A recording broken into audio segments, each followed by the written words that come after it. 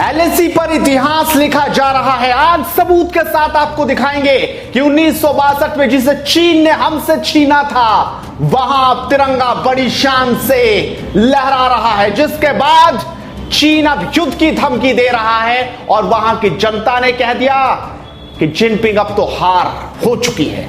आज शानदार खबर आपको देखनी चाहिए, सबूतों के साथ दिखाएंगे कि आखिरकार चीन में कैसे हड़कंप मचा है और भारत की तैयारी कितनी जबरदस्त हो चुकी है। तो चलिए शुरुआत करते हैं। नमस्कार, स्वागत है आपका एडवांस इंडिया पर। मैं हूं नवीन चौहान। कई महीनों से चीन और भारत के बीच में तनाव बना हुआ था, कई बार झड़प भी हुई। भारत ने चीन को समझाने के प्रयास किए, बातचीत से हल निकालने की कोशिश की, पर चीन है कि नहीं मानता। लेकिन अब उसे समझ आएगा कि भारत क्या कर सकता है। भारतीय सेना ने पैंगोंग झील के दक्षिणी हिस्से में मौजूद एक अहम चोटी पर कब्जा कर लिया है। यह हम नहीं बोल रहे हैं, बल्कि चीन के सेना के अधिकारी के बयान के मुताबिक भारत रेकिन माउंटेन के पास कब्जा कर चुका है। हमने अपनी जगह को ले लिया है।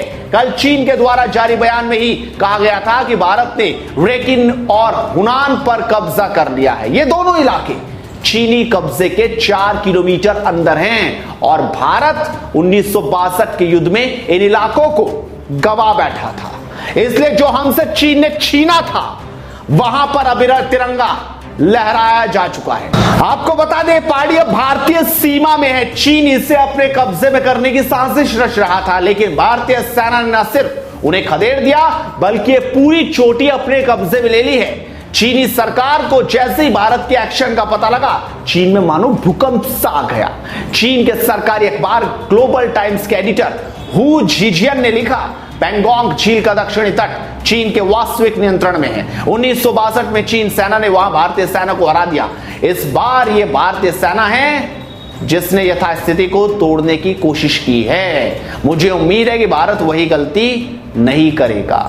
तो आपने देखा क्या कह रहे हैं ग्लोबल टाइम के एडिटर। उन्हें पता चल चुका है कि हमने वो चीज ले ली है, लेकिन वो हमें धमकी दे रहे हैं कि भारत वो गलती नहीं करेगा। लेकिन उन्हें पता चलना चाहिए कि भारत अब और आगे बढ़ेगा। इसके बाद चीन के विदेश मंत्रालय के प्रवक्ता झाओ लीजियन ने क्या कहा, उस पर भी गौर कर लीजिए। उन्होंने कहा, चीन हमेशा से कड़ाई से वास्तविक नियंत्रण रेखा का पालन करते हैं। वे कभी एलएसी को पार नहीं करते। दोनों ही तरफ की सेनाएं वहां की स्थिति को लेकर बातचीत कर रही है। अब वो बातचीत के सारे बात करना चाहते हैं, हल निकालना चाहते हैं, लेकिन जब इतने दौर की बातचीत हुई तो चीन को कोई एहसास नहीं था। आपको बता दें कि 29 और 30 अगस्त की रात को भारतीय सेना ने पैंगोंग झील के दक्षिणी किनारे पर घुसपैठ की थी। वहां घुस गया था, चीनी सैनिकों को मार गिराया, भगा दिया। 15 जून को गलवान घाटी में हुई झड़प के बाद से ही लद्दाख से लगी सीमा पर भारतीय सेना बेहद सतर्क थी। इस दौरान 29 से 30 अगस्त की रात को पैंगोंग झील इलाके में चीनी सेना 200 सैनिक और गोला बारूद के साथ पैंगोंग झील के दक्षिणी किनारे पर घुसपैठ करने की कोशिश थी, लेकिन एलएसी पर मुस्तैद भारतीय जवानों ने दुश्मन की सेना को पीछे धकेल दिया।